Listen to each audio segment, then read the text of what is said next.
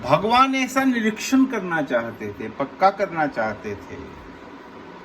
भगवान ये विभीषण को ऐसा निर्भय बनाना चाहते थे कि जीवन में कभी किसी प्रकार का भय बाकी ना रहे। रावण युद्ध करने आया, सभी मर चुके थे। कुंभकर्ण मर चुका था, इंद्रजीत मर चुका था, लंका के बड़े बड़े योद्धा समाप्त हो चुके थे।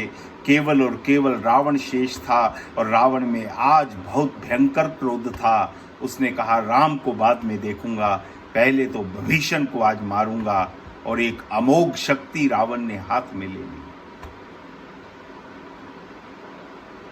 और उस अमोघ शक्ति के बारे में संत कहते हैं वो ऐसी शक्ति थी कि बिना मारे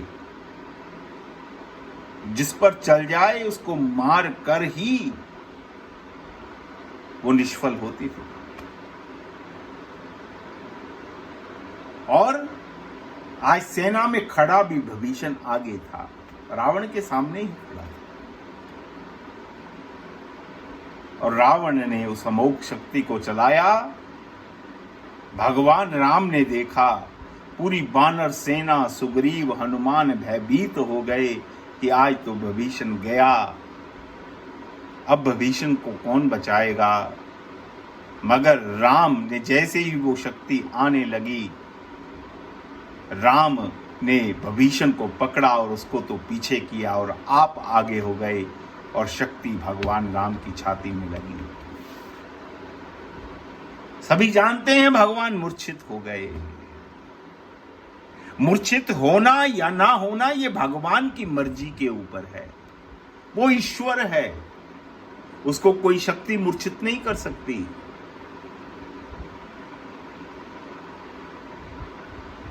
आपने सुना होगा या कभी रामायण सीरियल में देखा होगा कि रावण कोई बाण चलाता है तो भगवान राम बाण चलाते हैं, तो या तो उस बाण के रावण से की तरफ से जो बाण आ रहा है उसके टुकड़े हो जाते हैं, या कभी वो बाण वापिस चला जाता है, रावण के पास द्वारा पहुंच जाता है।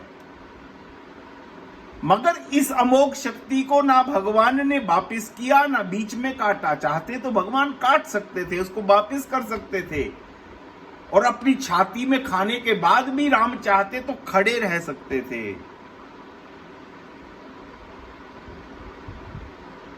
मगर राम की लीला तो कुछ और थी। राम तो आज कुछ और चाहते थे। मूर्छित होकर राम गिर गए, और क्या हुआ उसके बाद क्या घटना घटी साहब, आप मानस उठाकर पढ़िए। विभीषण ने गदा उठाई और रावण के ऊपर टूट पड़ा। क्रोध से आंखें लाल हो गई।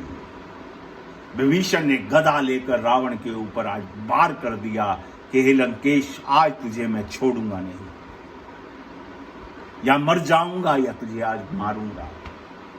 उमा ने भगवान शिव को रोक दिया कथा कहते कहते कि शिव प्रभु, लगता है आज आप कथा भूल गए हैं। विभीषण नहीं गदा उठाता, हनुमान होगा, आप नाम गलत बोल रहे हैं। ऐसा हो ही नहीं सकता। जो विभीषण आंख नहीं मिला सकता वो गदा लेकर रावण पर हमला कर दे। उमा ने प्रश्न कर दिया भगवान शिव से, प्रभु लगता है आज आप कथा भूल गए, आपसे नाम का गलत उच्चारण हो गया। भगवान शिव कहते हैं, नहीं उमा, ना तो मैं कथा भूला हूं, ना मैं नाम का उच्चारण गलत किया है। मैं जो तुझे कह रहा हूं वही सत्य है, और यही भगवान राम चाहते थे कि विभीषण निर्भय हो जाए। जो भगवान की शरणागत हो और वो भी भयभीत हो, ये कैसे हो सकता है? यही तो विभीषण की शरणागति है साहब। विभीषण निर्लोभ हो गया, विभीषण निर्भय हो गया, विभीषण कुशल राजनीतिज्ञ हो गया। विभीषण प्रमुख सेनापति है भगवान राम की सेना का। भगवान राम ने लुटाने में क्या कमी छोड़ी? अगर विभीषण ने अपना घर बार छोड़ा है तो भगवान ने भी उसको सर्वस्व दे दिया, सर्वस्व दे दिया।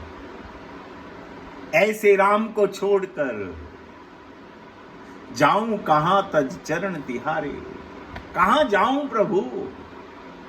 जब आपके बारे में ऐसा ऐसा सुनने को मिलता है, ऐसा ऐसा पढ़ने को मिलता है, आपका स्वभाव ऐसा है, आपका प्रभाव ऐसा है, आपके ऐसे ऐसे गुण हैं, आपका ऐसा रूप लावण्य है, आप में ऐसा शील है, आप में ऐसा बल है, ये सब कुछ सुनकर भी क्या मैं फिर वापिस संसार में चला जाऊं?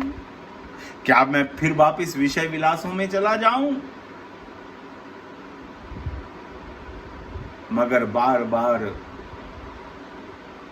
पुनी पुनी उड़त जहाज को पंछी पुनी जहाज पे आवे, मीराबाई का वो पद याद आता है कि हम तो जहाज के वो पंछी हैं, बार बार उड़ान भरने की प्रयास करते हैं, मगर कुछ दूरी पर जाते हैं, फिर आकर उसी जहाज पर बैठ जाते हैं, उसी संसार में, उसी विषय विलासों में। हे प्रभु, आप हमारे पंखों में ऐसी ताकत भरिए ना कि एक दिन ऐसा उड़ें कि आपके द्वार तक पहुंच जाएं, हमारे पंख आपके द्वार तक पहुंच जाएं, और उसके बाद आपकी करुणा दृष्टि हमें अपने अंदर तल्लीन कर ले, आपके दर्शन, आपकी कृपा की हमको प्राप्ति हो जाए, हम सब स्वस्थ रहें, प्रसन्न रहें, आपके नाम में लगे रहें, आपकी सेवा में लगे रहें।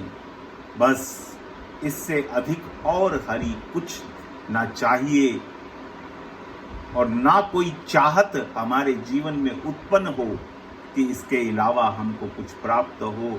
हे गोविंद, आपसे यही बारंबार प्रार्थना, पूरा विश्व सुखी रहे, पूरा हर मानव जाति, पूरी मानव जाति साहब स्वस्थ रहे।